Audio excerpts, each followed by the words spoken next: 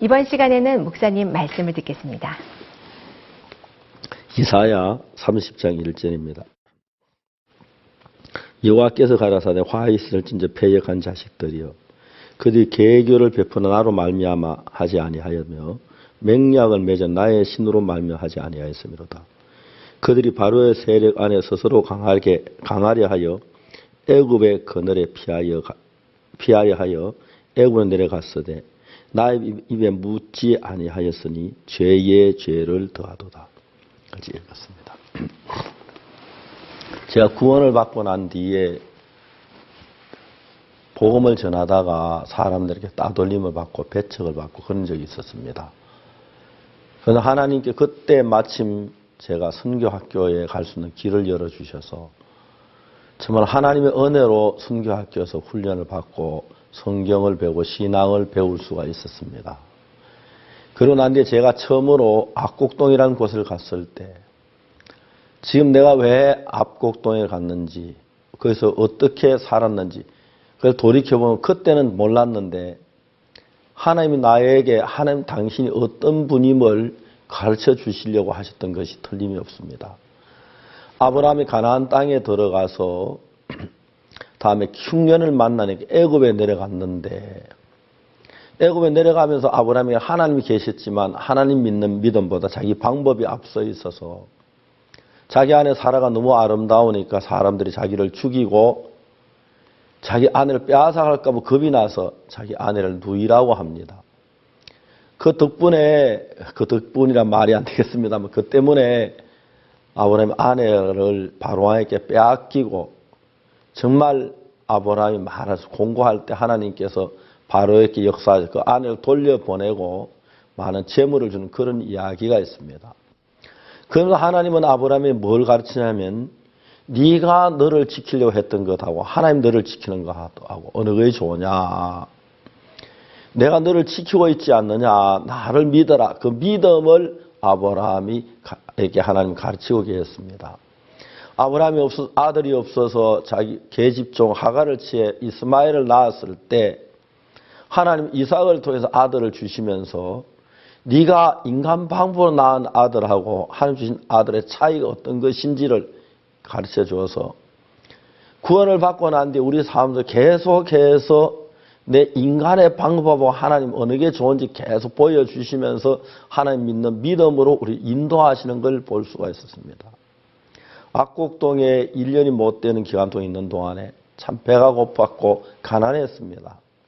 그런데도 하나님 저에게 어떻게 믿음 가운데 하나님 먹을 걸 주시고 어떻게 물질을 주시는 그걸 경험할 수가 있었습니다. 물론 굶을 때도 있었고 배가 고파서 음식에서 어려울 때도 있었지만 분명하게 그 가운데서 하나님 안에 살아남을 수 없는 그 삶을 살면서 하나님이 지키는 걸 볼 수가 있었습니다.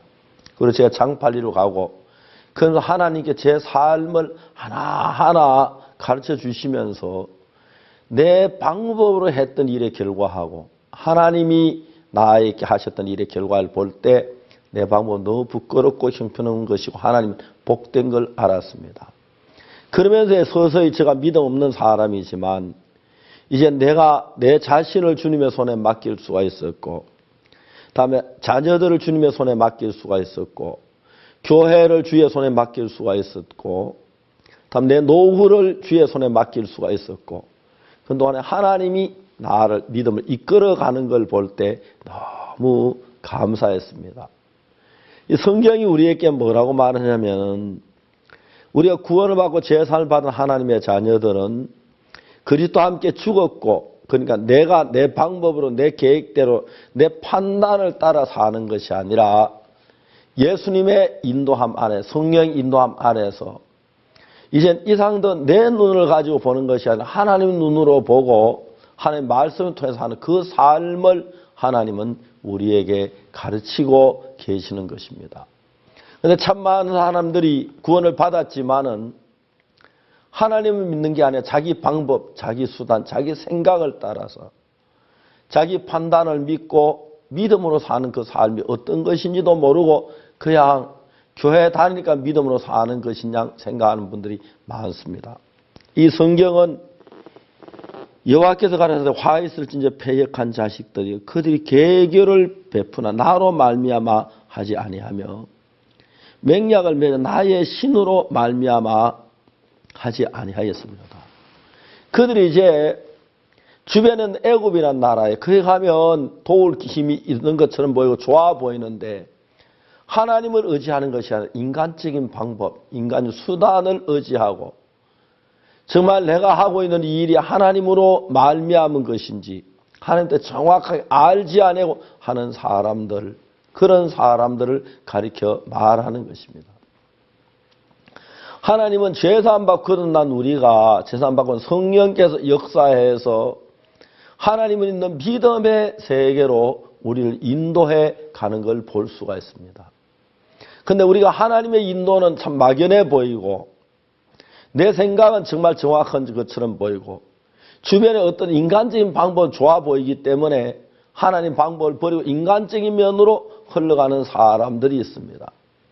구원받고 처음 믿음을 시작할 때 인간의 방법을 버리고 하나님 믿는 믿음으로 가야 하는데 그렇지 못한 인간적인 방법으로 하다 보면은 나는 믿음 없는 사람처럼 보이고 나는 기도해도 안 될 것 같고 하나님 역사하지 않을 것 같으니까 이제 인간적인 마음으로 인간적인 판단으로 굳어져 버린 사람들, 그런 사람들은 애굽에 가까이 있는 세상 방법으로 길을 걸어가는 사람이 너무 많다는 거죠.